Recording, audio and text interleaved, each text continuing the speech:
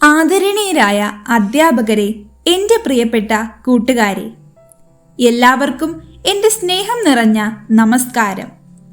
ഇന്ന് ഞാൻ നിങ്ങളുടെ മുന്നിൽ നിൽക്കുന്നത് നമ്മുടെ സമൂഹം നേരിടുന്ന ഏറ്റവും വലിയൊരു വിപത്തിനെ കുറിച്ച് സംസാരിക്കാനാണ്. ലഹരി വിപത്ത്. ലഹരി വിമുക്ത നവകേരളം അല്ലെങ്കിൽ ലഹരിയില്ലാത്ത ഒരു നല്ല ലോകം കെട്ടിപ്പടുക്കേണ്ടത് ഇന്നത്തെ കാലഘട്ടത്തിൻ്റെ വലിയൊരു ആവശ്യമാണ്. ഒരു നിമിഷത്തെ കൗതുകം അല്ലെങ്കിൽ കൂട്ടുകാരുടെ നിർബന്ധം, അതുമല്ലെങ്കിൽ ഒരു ഫാഷൻ, ഇങ്ങനെയാണ് പലരും ലഹരിയുടെ ലോകത്തേക്ക് പിച്ചവെക്കുന്നത്. എന്നാൽ ഒരു കാര്യം നമ്മൾ എപ്പോഴും ഓർക്കണം, ലഹരിയിലേക്ക് പോകാൻ ഒരു വഴി മാത്രമേ ഉള്ളൂ. പക്ഷേ അവിടെ നിന്ന് തിരിച്ചു വരാൻ വഴികളില്ല. അത് തിരിച്ചു പോക്കില്ലാത്ത ഒരു വൺ വേ റോഡാണ്.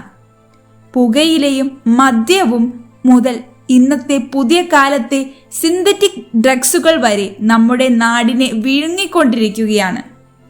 പ്രത്യേകിച്ച് വിദ്യാർത്ഥികളെയും യുവാക്കളെയും ലക്ഷ്യം വച്ചാണ് ലഹരി മാഫിയകൾ ഇന്ന് വല വിരിച്ചിരിക്കുന്നത്. ഒരു തവണ ഉപയോഗിച്ചാൽ പോലും അടിമയാകാൻ സാധ്യതയുള്ള മാരകമായ കെമിക്കലുകളാണ് ഇന്ന് വിപണിയിലുള്ളത്. ലഹരി ആദ്യം നശിപ്പിക്കുന്നത് നമ്മുടെ തലച്ചോറിനെയാണ്. ചിന്തിക്കാനുള്ള ശേഷി അത് ഇല്ലാതാക്കുന്നു. എന്നാൽ അതുകൊണ്ട് തീരുന്നില്ല.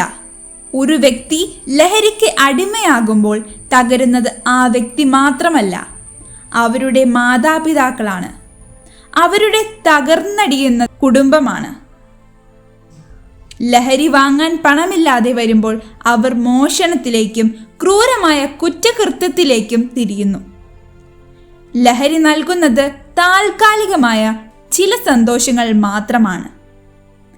എന്നാൽ അത് തകർത്തെറിയുന്നത് നിങ്ങളുടെ വിലപ്പെട്ട ഭാവിയെയാണ്, നിങ്ങളുടെ മാതാപിതാക്കളുടെ സ്വപ്നങ്ങളാണ്.